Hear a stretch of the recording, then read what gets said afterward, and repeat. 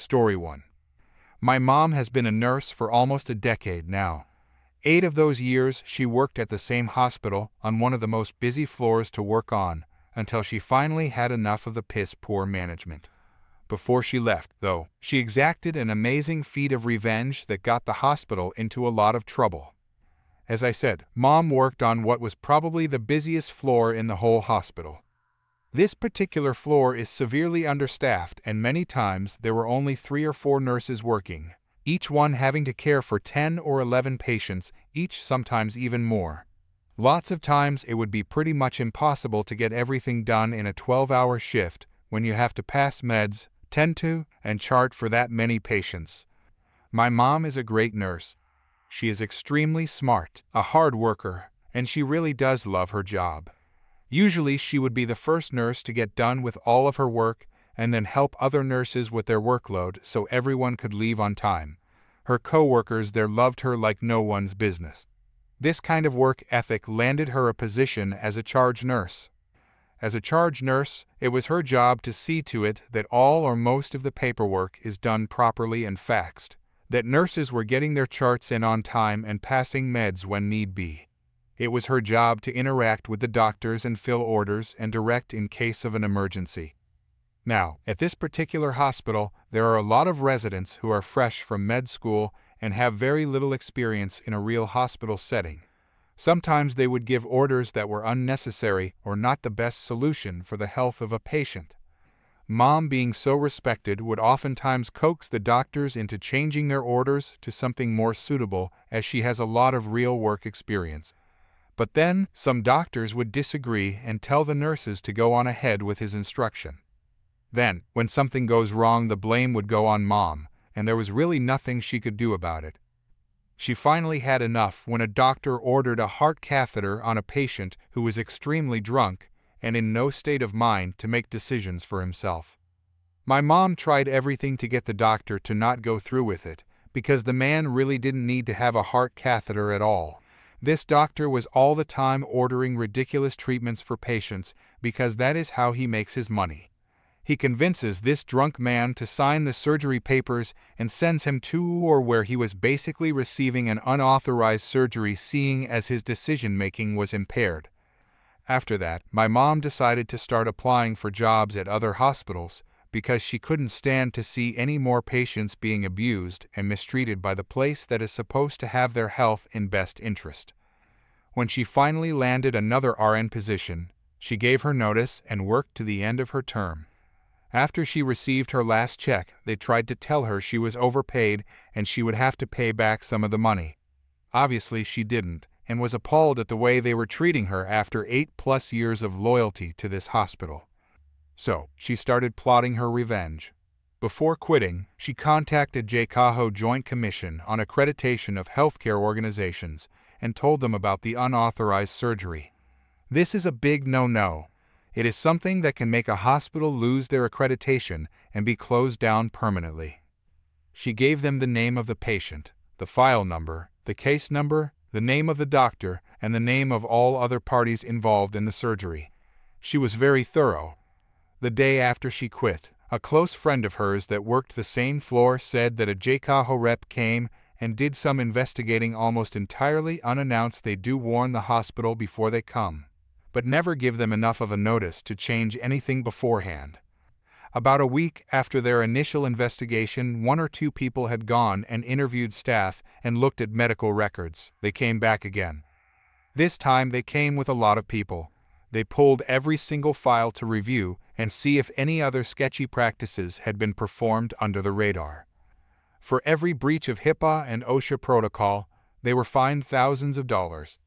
The doctor and all staff involved in the cardiac catheter incident were fired, and the doctor lost his license and can never get it back.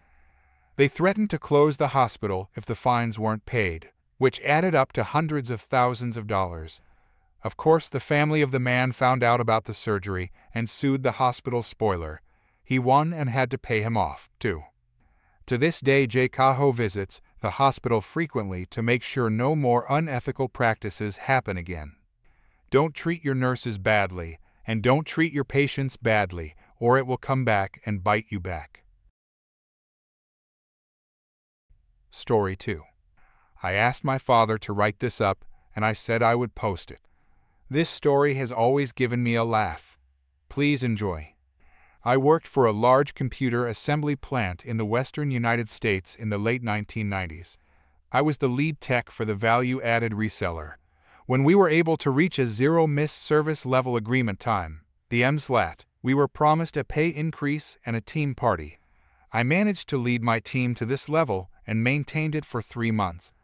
No other lead or site manager was able to reach it, let alone maintain it for 3 months. I had 5 techs to handle trouble calls for 1,500 employees. I asked the Karen Jeff when we were going to get our raises and party. He only said soon, and then said if you do not maintain it for another 3 months, you will lose it. That was not the incentive I was promised when I took the job, so I complained to the home office. Jeff called me into his office and threatened to have me demoted if I went over his head again. The company had an open-door policy that contained a zero retaliation clause.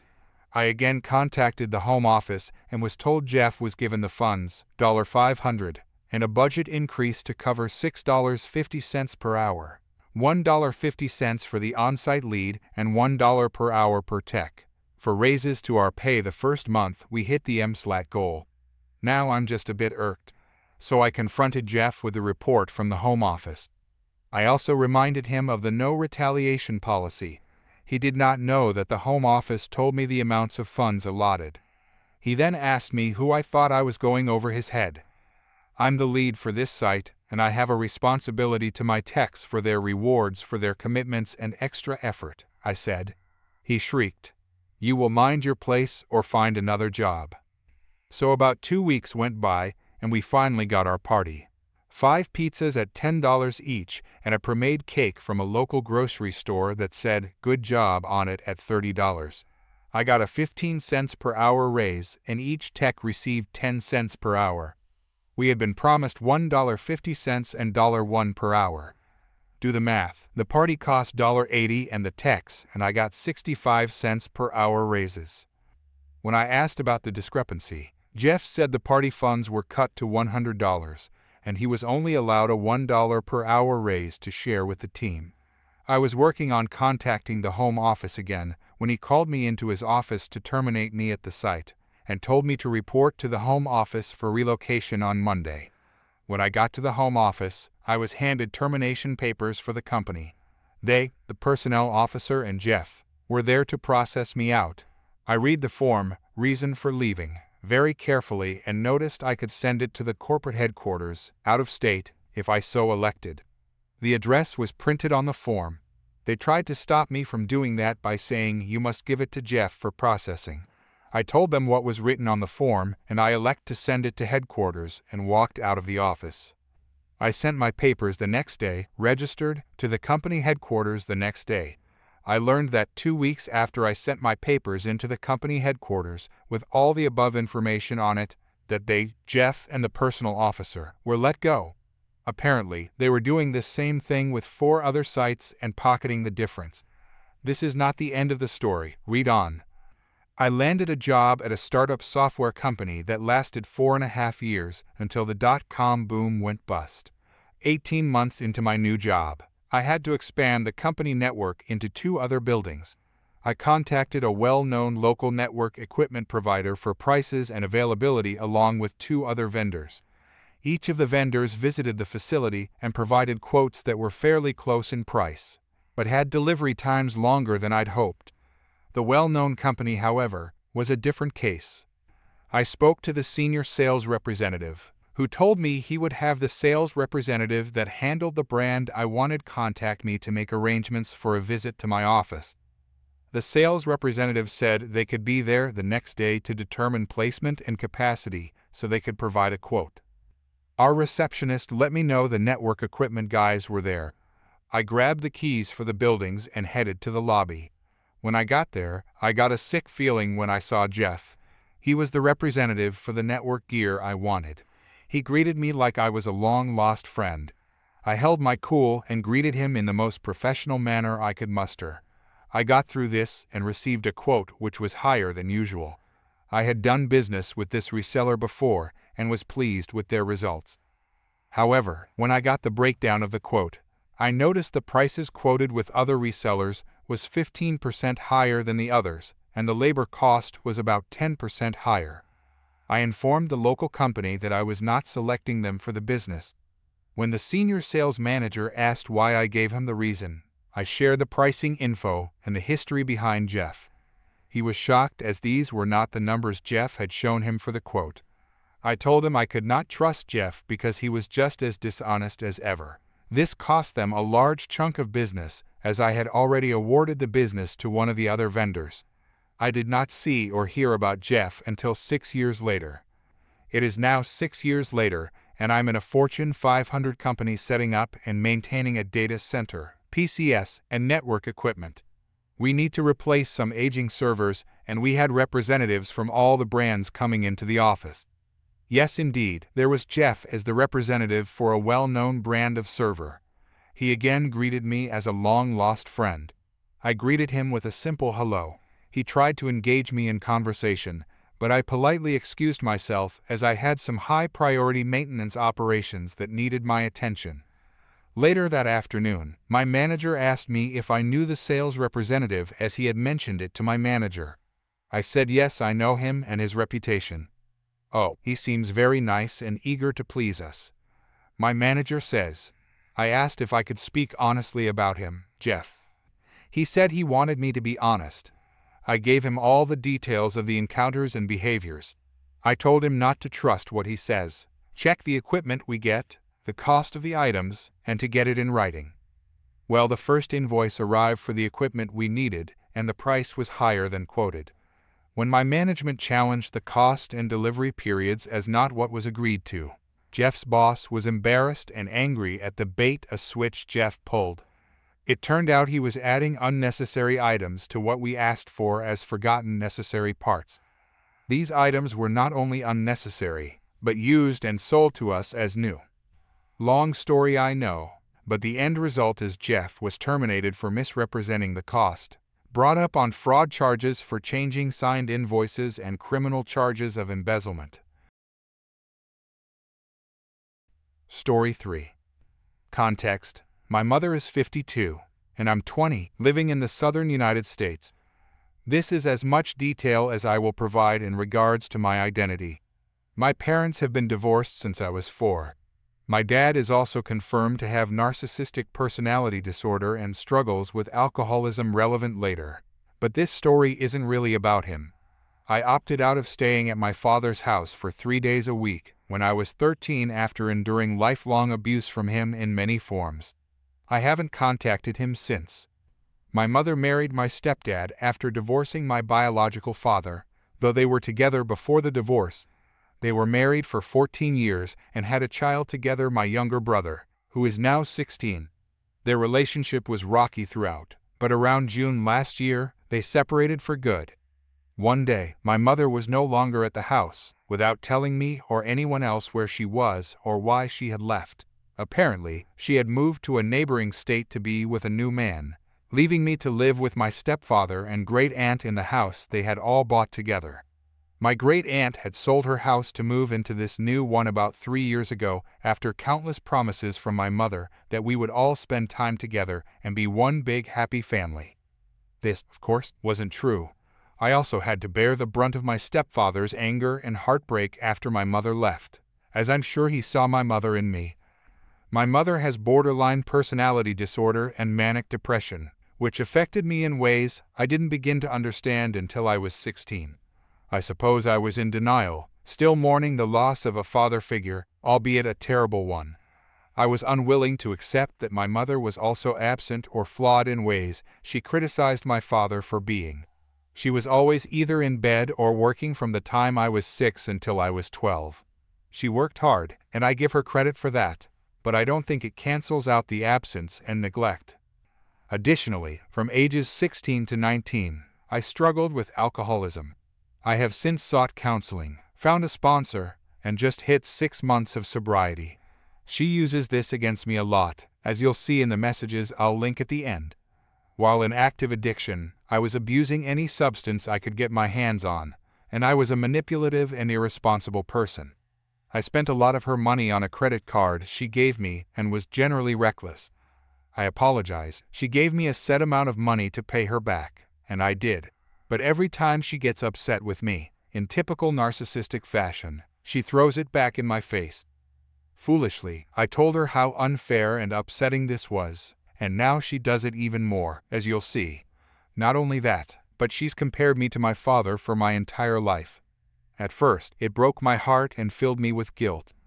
Over time, I learned that this was just another manipulation tactic, and I stopped letting it affect me as much. It still hurt, as did every time she screamed at me and then consoled me to regain control. But I stopped letting her see how much she was hurting me. I stopped telling her about my life because I didn't like her judgment or even talking to her at all. Her oldest son, my older brother 28, moved to the northern United States 4.5 years ago with his wife and daughter. At the time, my mother was inconsolable, saying how his wife was brainwashing him and that he was abandoning her and taking away her grandchildren, etc. About a week ago, I reached out to him, telling him how much I love and miss him, and that I hope he and his family are well. I broke the silence between us because we were estranged, and I kept thinking about how I couldn't go any longer without telling him that I love him. He told me he had been silent for so long because our mother told him that everyone here was angry with him for leaving. That was never true, and I told him that. He also told me that he needed to get his children and himself away from our mother by moving and limiting contact. This confirmed what I already knew, and it was comforting to know that at least one of my siblings not only saw how she really was but managed to escape. I'm not sure how my mother found out, probably through my younger brother, who is still under her control and lives with her most of the week, but that doesn't really matter to me. Anything my younger brother says in her defense, as I know from experience, is his way of trying to maintain some peace and stability in his life, the only way he knows how, by not making her upset. I keep telling him that he can talk to me about anything and that I love him so much.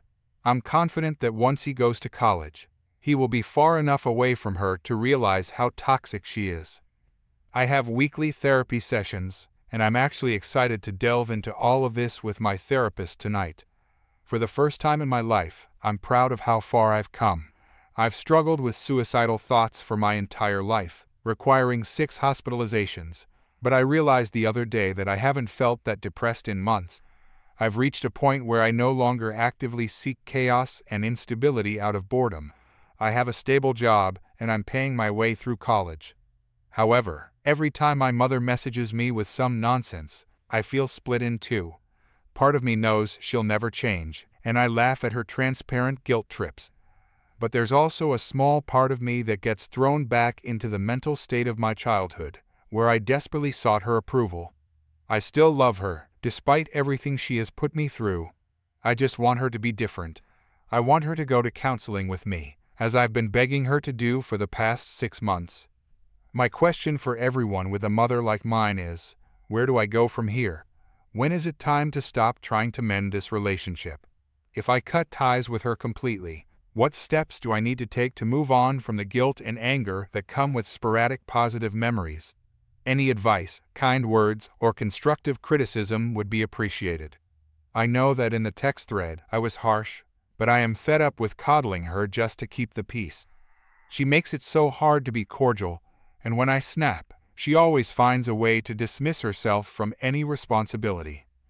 For now, I plan on communicating only through text, so I have a record of everything she says to me. I also plan to respond only with, "Let me know when you make that therapy appointment. I will talk to you then." I'm not giving her any more fuel. I know better than that. Story 4. So, I 20 male really like bowling. It's a fun hobby sport and a great way to meet fun new people. Although I'm personally not great, I am a level 1 bowling coach because those who can't do, teach. If I'm not bowling in league or getting some good practice in, I usually wear my volunteer lanyard coaching badge and allow anyone to come up for a quick lesson or some pointers. After league, I decided to try out my brand new Storm Nova. It's a green, pink, and black ball, and I named mine Wanda Cosmo 'cause I'm weird and name my stuff. Let me tell you, this ball is a dream. It cost me over $200 and was worth every penny. I love the way it smells and sends pins flying everywhere. I should add that I bowl two-handed without my thumb, so I can hook curve the ball a lot. Enough of my geeking out though. After a few shots into my second game, a young teenager, somewhere between 13-15, noticed my jersey and lanyard and asked if I was a pro. We'll call her Daria. Any Daria Pajak fans? No. Okay. Daria, excuse me. Are you in the PBA? Me? Oh no, I just finished bowling league, and this is my coaching badge. I'm just trying out a new ball. I explain why I have so many bowling balls, how I bowl without my thumb, and most importantly what I decided to name them. I throw a few shots to show the difference between them. Daria: that's so cool. So you're kinda like Belmo, right? I like this Verity Crawley. She showed me her fav video of Verity showing off a new ball. Me, melting that she called me Belmo. Do you have your own ball or want some pointers? Daria: I just started bowling last week, so no. But can you show me how to hook the ball? I said that was fine, but she had to ask her parents' permission. She leaves and comes back with her Karen of a mother. I swear this lady had the hair, the sunglasses, everything. She had 2 younger kids who couldn't stay still, that she just shoot off to the arcade. Karen: what do you want, Daria? Daria: he's going to teach me to bowl like Dad. Is that okay? Karen: why? That's such a waste of time. Me: I don't mind. I'm a coach, and I'm not going to charge. Karen: fine, go ahead. I'm only paying for 1 game, so make the best of it. I have the manager open her lane next to mine, but I tell Daria not to use it yet. I got an extra ball I knew was sitting in the basement from when I used to work there. It was pretty old, but it was light enough for her and fit her hand. Most importantly, it would hook if she threw it right. It was pretty old and didn't have bright colors like the newer ones, but it worked for teaching purposes. We use my lane and I walk her through some drills. The entire time Karen is yelling and complaining. Karen: how long is it gonna take? And, once your brothers are done, we are leaving. And she kept asking what I was doing every time I got close to Daria. That last one I understand, 'cause it's a young kid, and I am a guy. You never know with that kind of stuff. I'm always super conscious of this though. That's why I told Daria to ask her mother in the first place, and I only ever touch a student to fix their hand or arm. That's it. Daria was super happy when she got the ball to hook and see herself improve just that little bit. It was a small and inconsistent hook, but she was really proud of herself, and she got a decent score for a beginner. After a little while, I asked what got her into bowling. It turns out her father had passed away from COVID. He used to watch the PBA tour and bowl in competitions. She wants to bowl to be closer to him. Awawa, my heart broke. I felt so bad and was about to apologize until Karen cut me off. Karen: ugh, get over it already. You haven't used your lane yet? Hurry up or we're leaving. I swear this woman was heartless. Me: hey Daria, how about we play a 1 versus 1 to finish up, and then call it a day? If you win, I'll buy you a bowling ball. Daria: no thank you. I want to get good enough and buy it myself with my allowance. I still want to try to beat you though. Me: I respect that. Buying your first bowling ball is special. I'll get the cross lane started and we'll have our match. Clearly, I was going to win, but I was going to buy her a beginner ball at the pro shop either way. We changed our screen names to our favorite PBAP bowlers and started our match. We had a lot of fun, and I gave her pointers throughout the game. Towards the end of our game, Karen starts yelling again. Karen: why does your ball curve more than hers?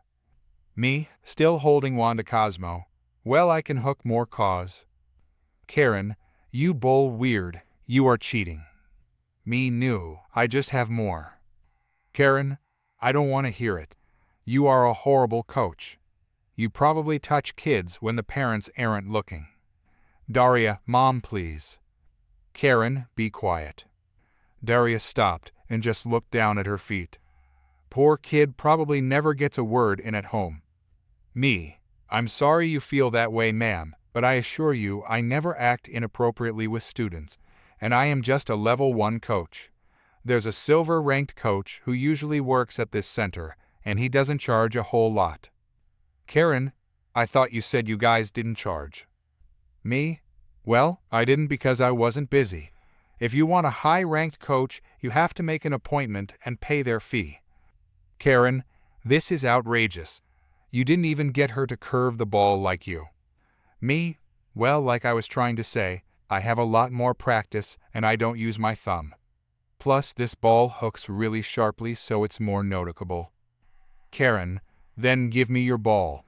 The one you gave Daria is ugly, which is why it's bad.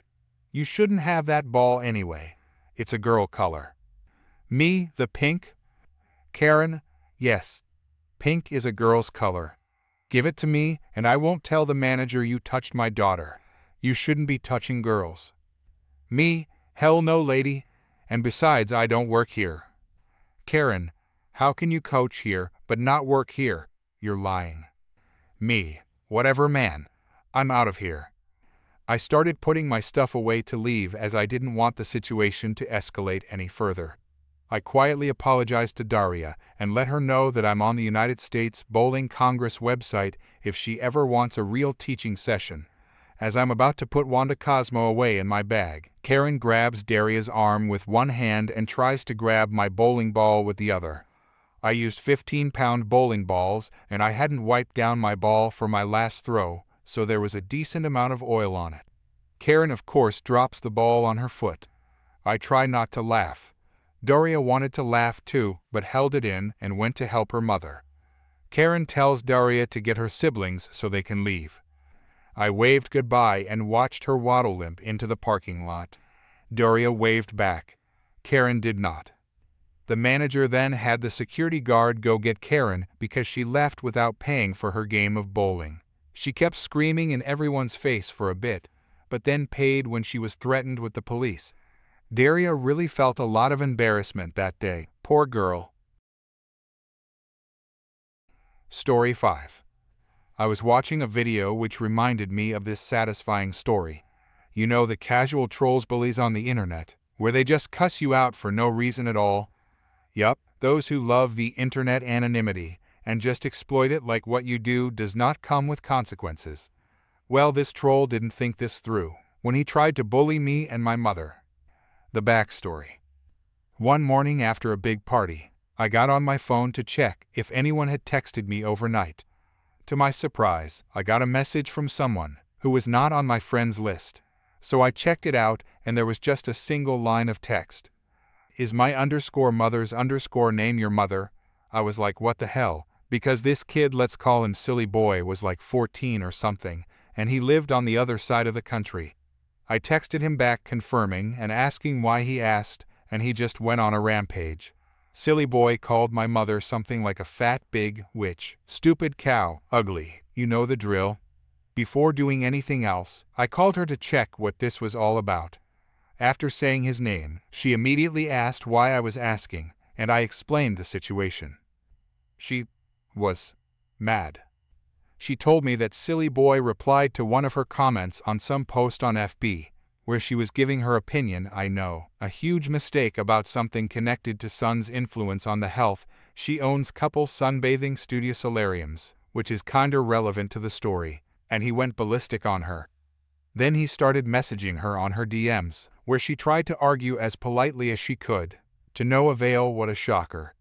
After seeing the pointlessness of the conversation, she just stopped replying. But taking it back on her friends and relatives was the last straw, and she said she will do something about it. I was pissed at this kid because of all the stuff he said, but for the sake of it, and due to still not being fully sober plus just awakened, I decided to try to argue back with him for a couple minutes. Casual two idiots arguing on the internet. I was like 17 at the time or something. Eventually I just blocked him. After laughing at his replies with some friends at that moment, I didn't know how useful this whole trash talk would be in a couple hours. The build-up. After a couple minutes, she called me asking to verify something for her.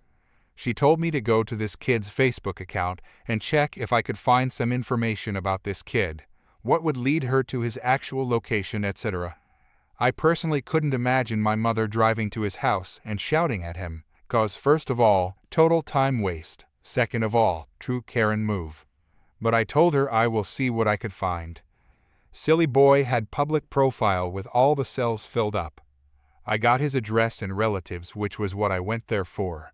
But what is more, I found his school name and address.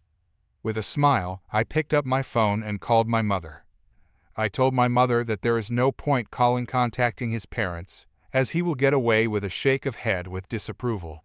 Especially that it was like 12 o'clock and he will be at the school. I told her to call there and verify that silly boy was actually studying there. After that, she told the office lady what happened, and she transferred it to the principal. After listening to the whole story, the principal said that he was very sorry and that he will do something about it. We thought nothing of it. Maybe the kid will get a talk with his parents and that's it. Were we wrong there? The revenge. I mentioned the usefulness of the trash talk, right? Well, I've sent the screenshots of the conversation. My replies were mostly like, "What's wrong with you?" and "Are you okay?" because I just wanted to taunt him to my mother, and she emailed them to the school's principal. Now is a good time to say something more about these insults. Well, I'm from Poland, and we do not go easy on those. The casual, duck, witch, unalive yourself, etc. just isn't enough for us. So when I say that there were some curses, that kid at his age shouldn't have even heard about it. I mean it. But swear words are just words. It's what he actually said that got him down. Firstly, he said that he will kill my mother and disrespect the corpse. But the best part was when I tried to talk back, asking what his parents think of his behavior. I don't know what was in this kid's head, but he said, "My parents have been killed in an accident half a year ago, and I made it my duty to stop people from telling lies, and your stupid mother was saying insert opinion about sunbathing, which killed my aunt cause she is dead from cancer. Before you say that maybe it was trauma." During conversation he said multiple comments, that his parents are skin doctors, and they say he is right and support all the comments, so I know he was lying to me. So now, imagine all this and screenshots from my mother, at his principal desk. This was already satisfying. Aftermath. After a couple of days, my mother called me again, telling me the following aftermath of our actions. It was glorious. The very same day he texted me, silly boy was taken out of his classroom mid-lesson and brought to the principal's office, without knowing what was about to happen. In the office, there were his parents, disgusted and angry, and also the school psychiatrist, waiting to talk to him.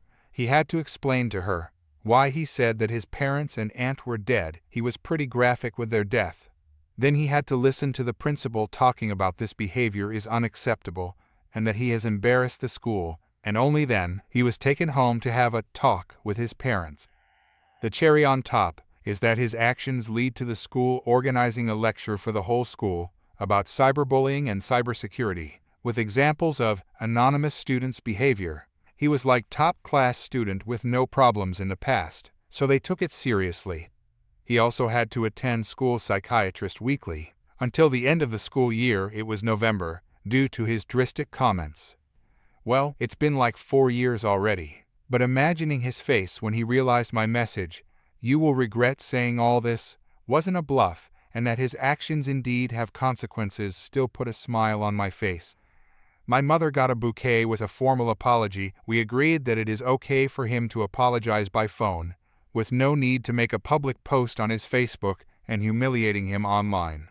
And he got a valuable lesson, to not mess with people online, because you may get burnt.